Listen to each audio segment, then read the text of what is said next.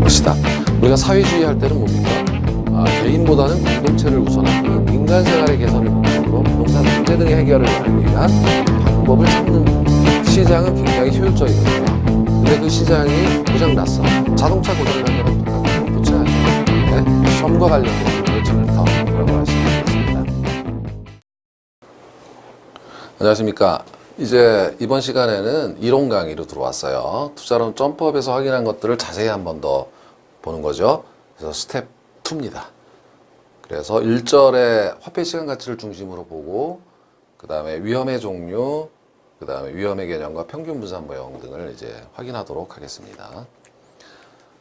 자, 그래서 지금 1절에 있는 내용은 이자율과 화폐의 시간 가치에 관한 것들인데, 이것은 투자론뿐만 아니라 금융론 혹은 감정평가에서도 중요한 개념이에요. 금리라는 것은 아주 핵심적인 개념이에요. 자본주의 경제에서. 그런데 그 중에서 명목금리라는 것이 있는데, 명목금리는 인플레이션이 반영된 금리다. 인플레이션이라고 하는 것은 화폐 가치가 하락하기 때문에 물가가 올라가면 돈의 가치가 떨어지는 거죠. 앞으로 떨어질 건데 지금 현재는 떨어지지 않는 상태잖아요. 그러니까 이것을 반영시켜서 받겠다. 그 이자율은 원금에만 이자가 붙는 것도 있지만 이자에 이자가 계속 붙는 것을 복리라고 합니다. 그래서 투자의 세계에서는 모두 복리다라고 생각하셔야 돼요. 그래서 복리. 그리고 수익률과 할인율이라는 개념. 같은 이자율이라도 이름이 달라요. 현재 가치를 미래 가치로 만들어주는 이자율을 수익률이라고 하고, 미래 가치를 현재 가치로 만들어주는 이자율을 할인율이라고 하는데, 투자 의사결정은 기대한 수익률이 내가 원하는, 즉 요구 수익률보다 커야만, 최소한 같아야만 투자하겠다. 이런 결론이고요. 자본환원 계수는 6개가 있는데, 내가 계수는 이렇게 미래 가치를 구하는 거예요. 가령 현재 100만 원이 3년 후 얼마가 될 수 있는지를 구할 수 있게 해주는 계수고, 현가 계수는 반대로 미래에 100만 원이 현재로 얼마인지를 계산해 줄 수 있게 해주는 계수이고, 자, 얘네들이 일시불이었다면, 중간에 현금 흐름이 없는 거였다면, 연금이라고 하면 이제는 매년 혹은 매월 현금 흐름이 존재합니다. 적금을 들었다. 미래 얼마인가 하니까 연금의 내가 계수, 미래 가치 계수다. 연금 현가 계수는 반대예요. 100만 원씩 3년간 받게 될 연금이 있는데 이것을 일시불로 환원해서 받으면 얼마인가. 그러니까 얘하고 다른 점은 연금이 존재하냐 안 하냐예요. 미래 가치냐 현재 가치냐는 같고요. 자, 감채인 계수는 3년 후에 1억을 만들기 위해서 그 연금을 얼마씩 적립하면 될까라는 것을 구할 때 사용하고, 저당상수는 갚아야 될 원리금을 구할 때 사용한다라는 것으로서 금융론에서 절대적인 거죠. 그래서 잠시 후 연금의 내가 계수와 감채인 계수가 같은 개념이고, 그래서 역수이고 바꾸기만 했어요. 연금의 현가 계수와 저당생수가 역수관계에 있다. 그리고 요 둘도 역수관계에 있다. 여러분, 말로 된 시험에서는 역수관계를 물어보는 것이 굉장히 자주 나온다라는 걸 아셔야 합니다. 자, 그러면 이자율의 개념부터 보게 되면, 이자는 기회비용이다. 내가 남한테 돈을 빌려주면 포기한 대가가 있으니까 그거 받아야 된다. 뭐 이런 정도로 가볍게 보시고요. 위험할증률, 위험보상률이 이제 더해져야 되는데, 이것은 내가요, 친구한테 돈을 빌려줘도 위험한 친구한테, 소득이 없는 친구, 신용이 낮은 친구한테 더 받아야죠. 위험보상률이라고 한다. 자, 명목금리는 기대물가 상승률 혹은 기대인플레이션을 더한 것이다 라는 겁니다. 가령 실질금리가 2%인데 앞으로 물가가 1% 평균, 연평으로 올라갈 것 같으면 요거 안 받으면은 화폐가치 손실이 생기니까 3을 받겠다, 이런 뜻이에요. 뭐 피셔 방정식이라고 한다, 이런 거 참고해 주시고요. 자, 현재 100만 원은 이자율이 10%일 때 3년 후 얼마인가 라고 하면, 달리는 100만 원씩 연 10%니까 10만 원이니까 달리일 경우는 그냥 암산으로 되잖아요. 130만 원. 근데 복리인 경우에는 달라져요. 이자에 또 이자가 붙는 겁니다. 가령 첫 번째 해에는 100만 원에다가 10%를 곱해서 원금이 100만 원이고 100만 원에 10%를 곱해서 요게 110만 원이 되지 않습니까? 여기까지 달리는 똑같지만 2년 차부터 달라져요. 이것을 인수분해 해보면 110만 원은 100에 1 플러스 0.1 이렇게 되는 거지 않습니까? 이게 100만 원이에요. 110만 원. 110만 원에다가 다시 이자가 붙잖아요. 지금 요게 죄송합니다. 또 수학이 나와서 산수가 나와서 얘가 얘거든요. 요게 110만 원이죠. 두 번째는 110만 원이 원금이 되고 110만 원에 다시 10%가 붙는다 이거예요. 그럼 또 요걸로 묶을 수가 있죠. 그러면 요것은 100만 원에 1 플러스 0. 이게 110만 원인데 여기에 앞에 1 플러스 여기 0.1 이렇게 되니까 100에 1 플러스 0.1의 제곱이다 이렇게 해서 공식이 되는 겁니다. 그래서 3년 후에는 이게 3승을 하면 되니까 133만 1,000원이 된다 이렇게 얘기할 수가 있는 거죠. 그래서 3만 1,000원이 더 붙었어요. 복리일 때. 왜냐하면 이자에 이자가 붙기 때문에. 그래서 1년일 때는 그냥 1승이고 2년일 땐 2승이고 3년일 땐 3승이에요. 그래서 현재 가치에다가 얘를 곱해주기만 하면 이자율과 기간만 알면 나온다 이거예요. 그래서 이자율은 R이라고 쓰고 기간은 N이라고 쓴다면 이렇게 쓸 수가 있고 이것은 미래 얼마가 되는지를 가르쳐주는 계수니까 일시불의 내가 계수다 이렇게 얘기를 하는 겁니다. 그래서 공식이 되는 거고 이것은 반드시 기억해야 될 식이다라는 거죠. 자, 수익률과 할인율은 같은 겁니다. 같은 거예요. 보는 관점이 다르다. 가령 현재 가치가 100만 원이고 미래 가치가 110만 원 1년 후 된다라고 하면 수익률은 더해지는 비율은 10%다. 할인율도 얼마냐? 현가계수를 곱하면 1 플러스 0.1분의 1을 곱하게 되면은 100만 원이 되죠. 그럼 이 0.1, 10%예요. 할인율도. 결국 같은 거고 이렇게 보느냐 이렇게 보느냐에 따라서 달라진다라는 내용이에요. 자, 근데 수익률 중에는 어떤 수익률이 있냐면 기대 수익률이 있고요. 기대 수익률은 아까처럼 여기서 기대한 수익률이에요. 이렇게 되면 돼요. 예상 수입 지출로. 그래서 10%다. 이렇게 나온 거죠. 요구 수익률은 이제 이 투자 안에서 예상되는 수익률은 10%이지만 내가 원하는 수익률이 있어요. 투자자가 원하는 수익률이에요. 그게 만약에 12%다라고 하면 이거 버리는 거예요. 이게 만약에 8%다라고 하면 얘는 내가 원하는 건 8인데 돈 없네? 해서 채택을 한다라는 겁니다.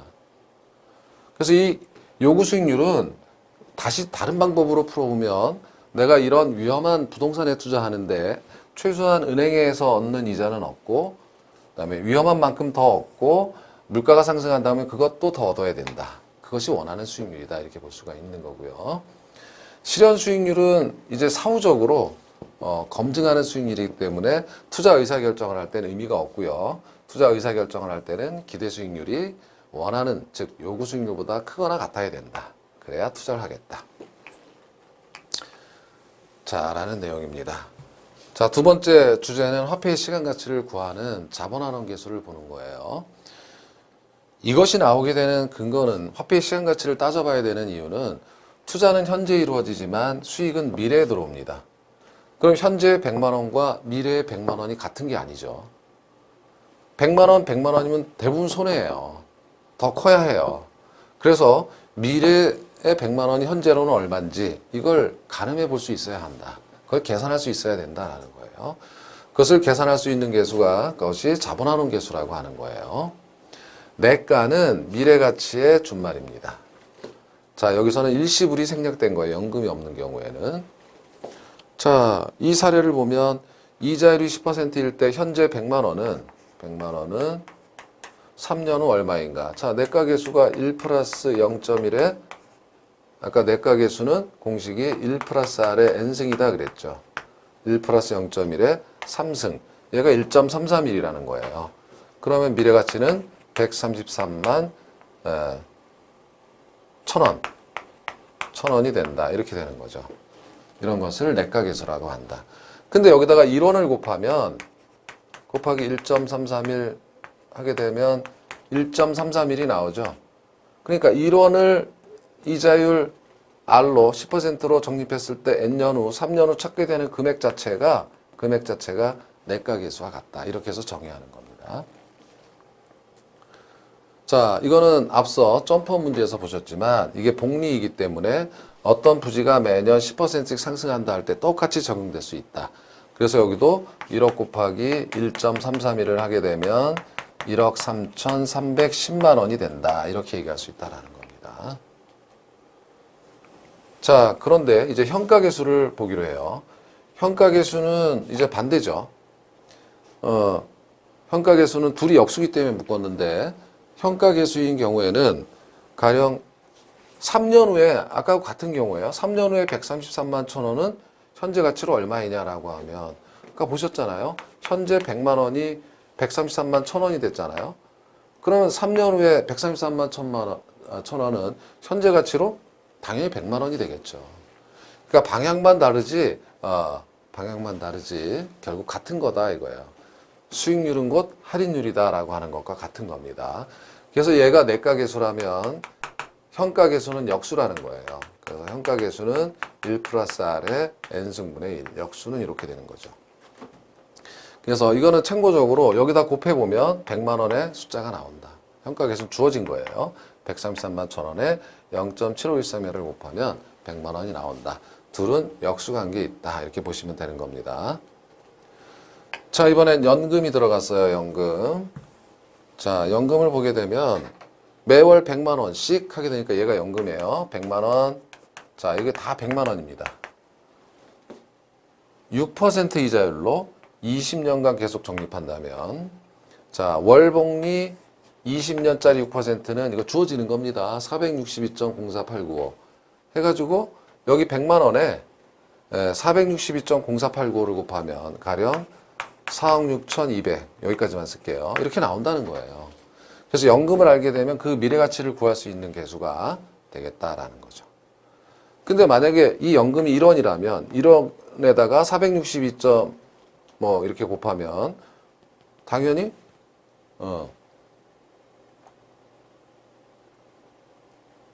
당연히 462.1원을 곱하나 마나 계수 자신이 되니까 이렇게 정의하는 겁니다. 그런데 이 연금의 내가계수의 역수가 감채인 계수라는 거예요. 다시 말하면 100만 원씩 적립하면 4억 6,200이 된다. 그러면 똑같은 조건에서 4억 6,200을 만들기 위해서 얼마씩 적립해야 되는가? 100만 원이죠. 그 사례가 여기 있잖아요. 20년 후에 4억 6,200을 만들기 위해서 이자율 6%일 때 매월 얼마씩 불입해야 하는가? 100만 원인지 알고 있다 이거예요. 따라서 둘은 역수관계에 있다. 연금의 내가계수와 감채인 계수는 역수관계에 있다. 이건 주어진 겁니다. 가령 20년 6% 월복리 계수가 연금의 감채인 계수의 계수는 0.002164라는 겁니다. 이렇게 곱하면 미래가치의 감채인 계수를 곱하면 적립할 금액인 100만 원이 나온다. 이런 뜻입니다. 자, 다음은 연금의 현가계수예요.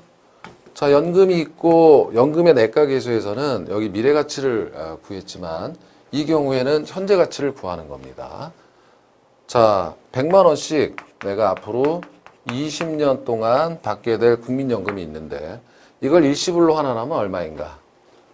20년이면 240개월이고 100만 원씩 20년이면 240개월이면 2억 4천이다 하면 틀려요. 왜냐하면 화폐의 시간 가치가 있기 때문에. 20년 내 그 돈은 굉장히 작아요. 현재 가치로 환원하면. 그럼 어떻게 하는가? 이 연금에다가 연금의 현가계수를 곱해주면 되겠다 이겁니다. 그 연금의 현가계수는 이렇게 주어져 있어요. 다시 말해서 20년 6% 월복리 연금의 현가계수가 주어져 있는 거라는 거죠. 그래서 100만 원에다가 곱하면 된다는 거예요. 연금에다가 연금의 현가계수를 곱하면 말 그대로 현재 가치가 나오는 거고 그러면 1억 3,900 여기까지만 쓰겠습니다. 된다 이 뜻이에요. 그리고 만약에 이게 1원이라면 곱하면 계수 자신이 되겠죠. 그래서 1원씩 N년 동안 받게 될 연금 일시불로 환원한 액수 자체가 연금 현가계수다 이렇게 정의하는 겁니다. 그러면 그 역수가 저당상수가 있는데 같은 조건이에요. 저당상수는 이제 반대로 이게 연금 같은 금액 이거 얼마냐라는 걸 구하는 그런 겁니다. 그러니까 다시 말해서 자, 주택금융공사에서 20년 6%의 금리로 1억 3,900 빌렸어요. 그럼 얼마씩 갚으면 되겠니 하면 100만 원이잖아요. 아까 알고 있는 것처럼. 그렇죠? 이미 알고 있는 겁니다. 역수관계입니다. 따라서 연금의 현가계수와 저당상수가 서로 역수의 관계에 있다라는 것을 아시는 게 중요하다라는 겁니다. 이 말은 0.00764에다가 1억 3,900을 곱하면 갚아야 될 연금이 나온다 이 뜻입니다. 이 연금은 원리금 균등 상환에 있어서는 자 원리금이 항상 똑같다 하는 게 연금이죠. 그래서 이것은 어떻게 사용되냐면 저당상수는 원리금 균등 상환 방식에서 대출 받았을 때 매월 혹은 매년 얼마씩 갚아야 되는지 그 원리금을 구할 때 사용된다. 이게 아주 저당상수에서 핵심이 되는 거죠. 네. 자, 이번엔 연금의 현가계수 중에 영구연금의 현가계수예요. 이것은 어떤 거냐면 자, 가령 제가 식을 한번 써보면 여러분께서 외우실 필요는 없지만 연금의 현가계수는 R분의 1-1 플러스 R의 마이너스 N승. 이게 연금의 현가계수의 공식이거든요. 그런데 아까는 N이 기간이 뭐 20년, 10년 있었지만 이 N이 무한대로 가는 거예요. 그런데 이걸 다시 써보면 이게 1 플러스 R의 N승분의 1 이렇게 된다 그랬죠. 근데 N이 무한대로 가면 분모는 무한대가 됩니다. 무한대 분의 1은 0이잖아요. 그러면 R분의 1만 남는다 이거예요. 그러니까 영원히 들어올 연금의 현재 가치를 구할 때는 R분의 1만 곱하면 된다 이 뜻입니다. 그래서 공식이 R분의 1. 우리 사례에서는 1,000만 원씩 영구적 수익이 들어오고 할인율이 10%라면 R분의 1, 0.1분의 1. 그럼 1억 원이 된다 이 뜻입니다. 그래서 영구연금의 현재 가치를 구할 수 있다 이거고 감정평가에서 토지의 가치를 구할 때 이렇게 구해요. 미래의 수익에다가 이렇게 나눠주면 토지의 가치다 뭐 이렇게 배우시게 될 겁니다. 자, 그래서 좀 심화이론 과정이기 때문에 스피드 있게 정리를 하는 겁니다. 그래서 자본환원계수를 정리했다면 자, 이번에는 불확실성화에서의 투자 분석이에요. 지금 이 일장의 주제는 바로 불확실성화에서의 투자 분석입니다. 주요 주제가. 여기서 불확실성이라는 것은 뭐가 불확실하냐면 수익률이 달성될, 예상한 수익률이 달성될 건지 여부가 불확실하다는 거예요. 가령 확실성의 세계는 정기예금 같은 게 있어요. 정기예금 금리 5%다. 그러면 3년 만기. 5% 확실하게 줍니다. 은행에서. 확실성이에요. 그러나 당초 예상했던 수익률이 실제 변할 가능성이 존재해요. 부동산이나 주식 투자에서는. 자, 왜 그런 불확실성이 존재하는가? 위험이 있기 때문이에요. 사업위험, 재무위험, 이자율 위험, 유동성 위험 등 때문에 그렇다. 그럼 어떻게 의사결정할래요? 라고 하면 평균 분산 기준이 핵심이겠죠. 평균과 분산, 즉 수익률과 위험을 동시에 측정하겠다. 그래서 의사결정하겠다라는 내용이 평균 분산 기준이에요. 평균이란 자, 여러분께서 부동산학개론 민법 자, 시험을 봤어요. 그러면 평균을 내죠. 같은 겁니다. 그렇죠? 그래서 기대 수익률을 측정해서 각각의 상황이 발생할 확률로 가중평균에서 구해서 수익률의 기준으로 삼고 위험은 자, 그래서 그 수익률을 구했더니 그 수익률이 확실한 게 아니잖아요. 불확실성이죠. 그 수익률이 얼마나 예상했던 수익률이 얼마나 낮게 혹은 높게 퍼져서 나타나는가를 측정하는 것이 바로 통계학적으로 분산 혹은 표준 편차라는 거고 그 편차가 클수록 위험하다 이런 뜻입니다. 그래서 결론은 지배 원리가 되는 거고 지배 원리에서는 기대 수익률뿐만 아니라 위험도 고려해서 투자 의사 결정을 하겠다. 그래서 두 투자한 중에 위험이 같으면 수익률이 높은 거, 수익률이 같으면 위험이 낮은 것을 선택하겠다라는 원리가 지배 원리다라는 거죠. 자, 이런 내용들이 이제 지금부터 정리되는 겁니다. 자, 그럼 위험의 정의 자체가 불확실성이라 그랬죠. 위험의 종류 자체는 수익률이 변동할 가능성이 오는 원인이죠. 그러니까 예를 들어서 은행의 3년 만기 정기예금과 다르다 이거죠. 그 이자율이 2%다라고 하면 2%는 은행에서는 확실하게 달성되는 금액이에요. 3년간. 그러나 부동산은 그렇지 않다. 이 수익률이 변할 수 있다. 예상한 수익률이 가령 5%다 해도 이 수익률은 변할 수 있다. 그 원인이 첫 번째 사업위험, 비즈니스위험, 경영위험이라고도 합니다. 시장 상황이 안 좋아가지고 임대료 수입이 안 거쳐. 영업경비가 올라. 그리고 주변에 쓰레기수 확장이 들어와. 이런 것들 때문에 수익률이 변할 수 있다 이겁니다. 부동산의 수익은 뭐가 있냐면 임대료 수익도 있지만 자본이득, 즉 시세 차익도 있을 수가 있어요. 그런 것들에 다 영향을 미쳐서 예상한 수익률이 달라질 수 있다. 재무 위험은 우리가 점프업에서 우리 해봤죠. 계산 문제를 해봤는데 부채, 레버리지 효과가 난다는 것 자체가 수익률의 변동 가능성이 생긴다는 거죠. 이자율 위험이라고 하는 것은 여러분 이거는 자산 가치에 영향을 줘요. 자산 가치에 영향을 주는 거예요. 금리가 올라가면 다른 조건이 일정할 때 부동산 가격은 떨어집니다. 금리가 내려가면 부동산 가치가 올라가는 거고요. 그래서 수익률이 변할 수 있다. 유동성 위험은 자, 유동성이라는 건 황금성이라고 일단 생각하신다면 처분이 여의치 않아요. 부동산 같은 경우. 안 팔리면 어떡해? 이거 팔아야 되는데 안 팔리면 할인을 해야 돼요. 그러면서 수익률이 변할 수 있다. 인플레이션 위험은 자, 예상치 못한 인플레이션이 발생하면 인플레이션은 부동산의 가치를 올리는 것이기도 하지만 앞으로 받을 계약 기간 동안 받을 임대료, 즉 화폐, 가치의 하락을 의미하기도 해요. 어떤 영향이 구체적으로 되는지는 모르겠으나 수익률의 변동을 초래할 수 있다라고 하는 겁니다. 법적 위험은 여러분께 잘 보실 거예요. 정부가 바뀌면 갑자기 법이 바뀌어서 피해를 본다든지 하는 방법이 생길 수가 있다. 뭐 한번 읽어두시면 되는 거고. 환경 위험이라고 하는 것은 이건 한번 이것도 외부 효과에 의해서 변할 수 있다. 뭐 이렇게. 자, 이렇게 이제 위험의 종류를 봤다면 그 위험의 개념을 다시 보면 불확실성, 뭐 거의 동의어라고 보시면 되겠죠. 위험과. 이것은 뭐냐면 앞으로 3년 투자할 건데 3년 후에 실현 수익을 미리 정확히 예측할 수가 없어서 달라질 수 있다라는 거예요. 당초 기대 수준과 다른 불확실성이 존재할 가능성을 위험이라고 한다. 그래서 통계학적으로는 평균, 즉 기대 수익률부터 떨어질 가능성, 표준 편차 혹은 분산으로 정의한다. 실제 계산을 해보자 이거죠. 자, 기대 수익률을 측정하는 계산 문제는 뭐 포트폴리오에서도 그렇고 시험 문제가 주기적으로 나와요. 그래서 하셔야 되는데 지금 보시면 A에 이게 만약에 정기예금이라면 호황이든 보통이든 불황이든 이 수익률이 같지만 불확실성 때문에 호황일 때와 불황일 때, 보통일 때 수익률이 달라집니다. 그럼 너는 수익률의 기준을 도대체 어디로 잡고 내가 의사결정을 해야 되는가라고 할 때는 평균이에요. 그런데 더해서 3으로 나누면 안 되고 확률이 다르잖아요. 가중평균한다 이겁니다. 25, 50, 25%. 그러면 A 부동산의 평균은 8%의 수익률의 확률이 0.25. 이렇게 해서 곱해서 더해주기만 하면 돼요.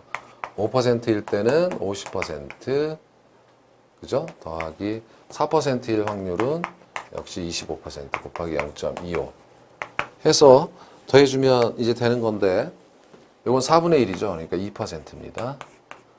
5, 25, 2.5%고 얘는 4의 4분의 1이니까 1%고 그러면 4.5에다 1을 더하면 너는 평균 5.5%짜리다 이렇게 얘기하는 거예요. B는 어떨까? B도 같은 방법으로 이제 6에다가 0.25를 곱하고 6에다가 여기 0.5를 곱하고 그 다음에 2에다가 0.25를 곱해서 더해주면 되는 거다 이거죠. 가중평균. 이런 문제가 실제 나와요. 그러면 6, 5, 30, 6, 22, 1.5 얘는 6, 5, 33 얘는 0.5죠. 자 그러면 더하면 4.5에다가 5%가 되는 거죠. 계산해 보시면 돼요. 그럼 A하고 B를 봤을 때 A는 수익률이 B보다 커요. 평균이. A를 선택할 수 있다 이거예요. 단 위험을 보기 전까진 위험을 봐야 된다 이거예요. 각 수익률이 평균으로부터 떨어진 정도. 이렇게 예상을 했지만 실제는 이 확률 때문에 위로 갈 수도 있고 아래로 갈 수도 있고 그 떨어진 정도를 봐야 한다 이거예요. 그런데 주어진 조건은 A의 분산은 1.5, B의 분산은 1.73입니다. 이렇게 되어 있기 때문에 수익률은 A가 높죠.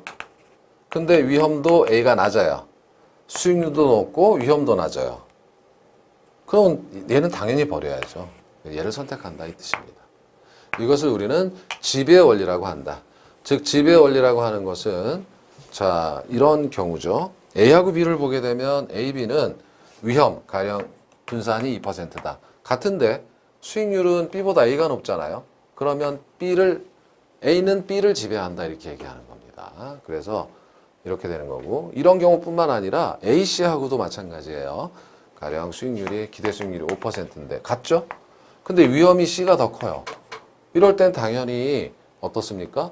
수익률이 같은데 위험이 높은 걸 버리고 낮은 걸 선택하는 원리.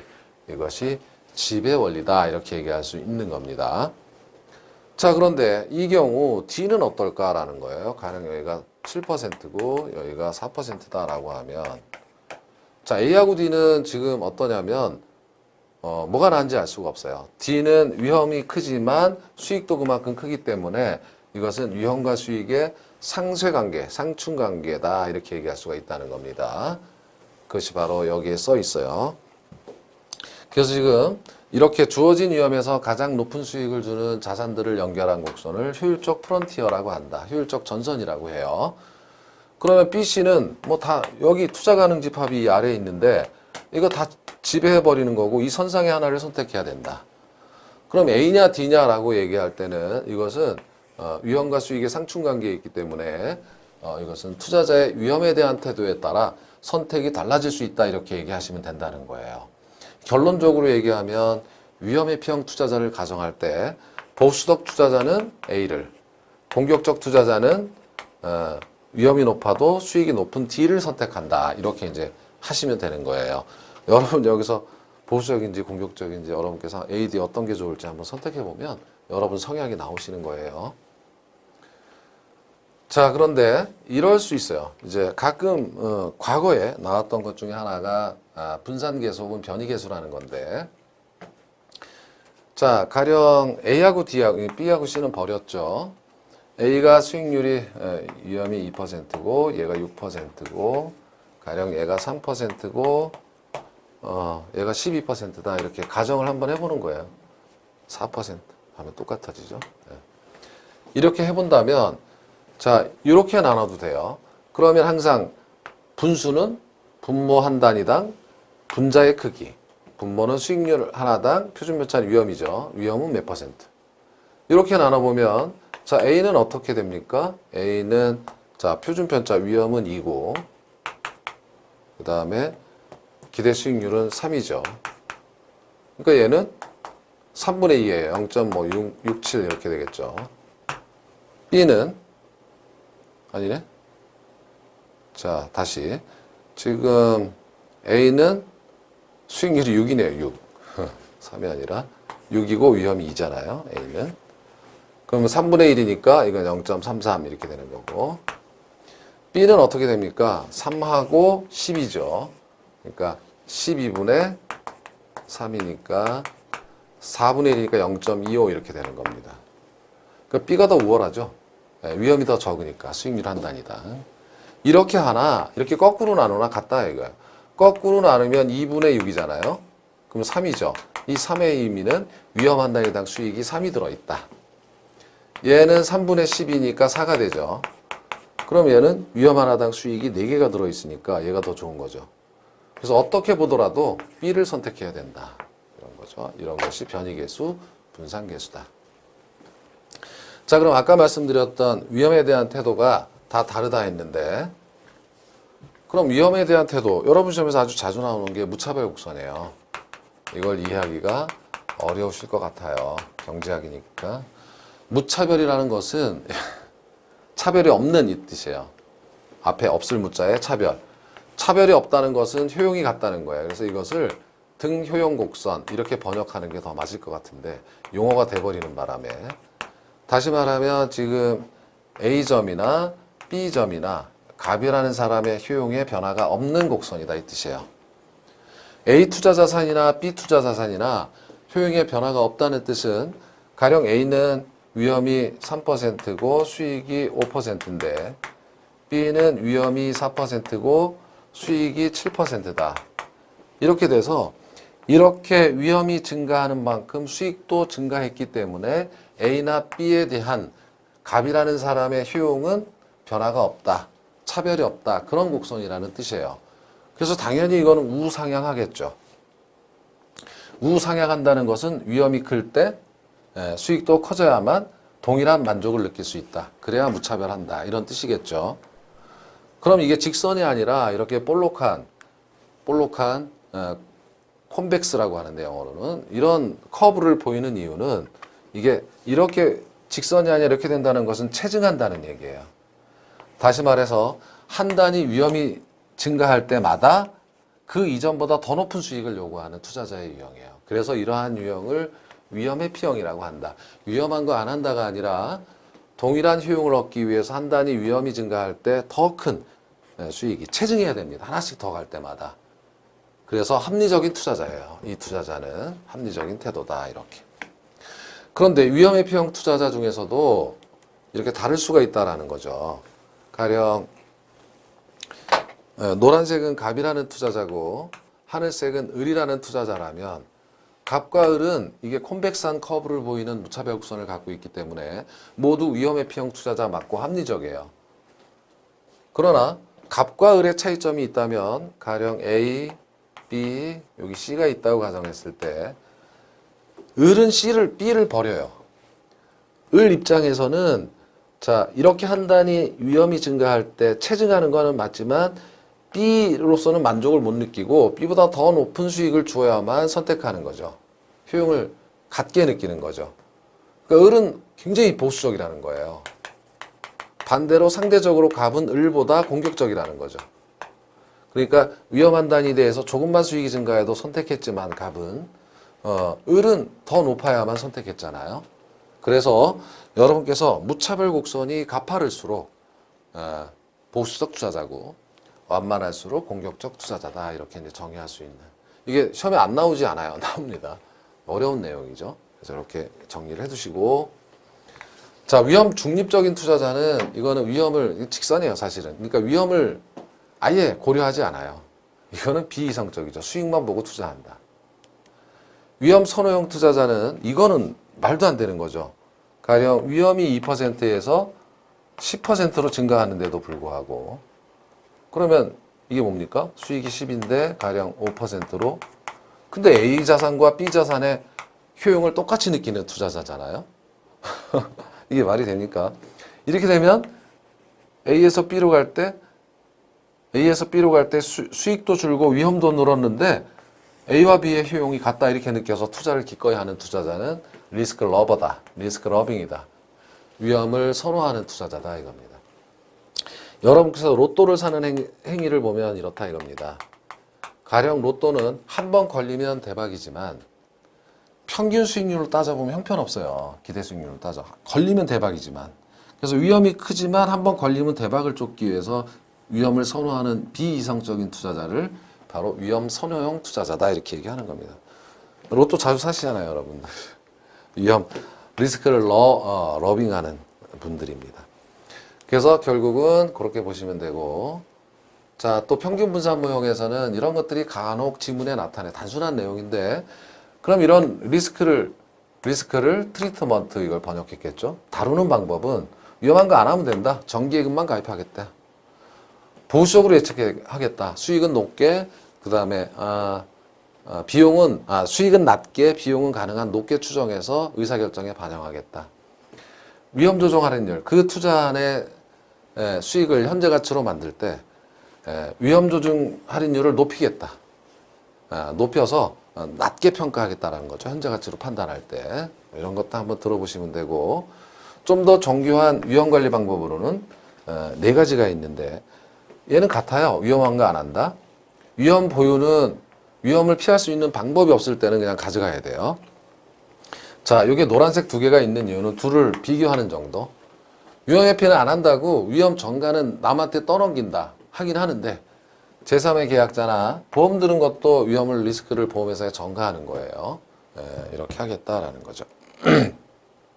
위험 통제는 사전에 예방하거나 축소하는 기법을 말한다. 이런 정도를 보시면 되고요. 자, 민감도 분석도 간혹 나옵니다. 민감도 분석은 가령 순영가를 구하는데 혹은 내부 수익률을 구하는데 이건 뒤에서 배우시겠지만 자, 여기 내가 부동산 투자를 하는데요. 건물을 사서 임대료 수익도 얻고 해야 되는데 시세 차익도 얻고 해야 되는데 그것이 고정돼 있지 않아요. 낙관적으로 변할 수도 있고 비관적으로 변할 수도 있다. 투자의 세계는 사업의 세계는 다 이래요. 그래서 자 예를 들면은 임대주택 사업을 해야 되는데 임대 수익이 임대료가 뭐 떨어진다든지 공실이 난다든지 경비에 영업 경비에 변화가 온다든지 이런 변수들이 수익에 결정적 영향을 미치니까 최초에 고정시켜 놓고 순영가와 내부 수익률을 구했다면 이 요소들이 위로 올라가거나 떨어졌을 때 어떠한 어떻게 수익률이 변할 것인지 미리 한번 해보는 개념이에요. 했더니 가령 이런 것 등이 엄청나게 큰 영향을 미친다라고 하면 집중관리 변수다 이런 거예요. 네. 하여튼 그 개념은 이렇게 잡으시면 된다라는 거죠. 자, 그래서 이번 시간에는 2절의 일부까지 했죠. 다음 시간에는 2절을 마무리하고 자, 2장 이제 캐시플로우 현금 수지를 측정하는 방법까지 정리하도록 하겠습니다. 여러분 고생하셨습니다. 고맙습니다.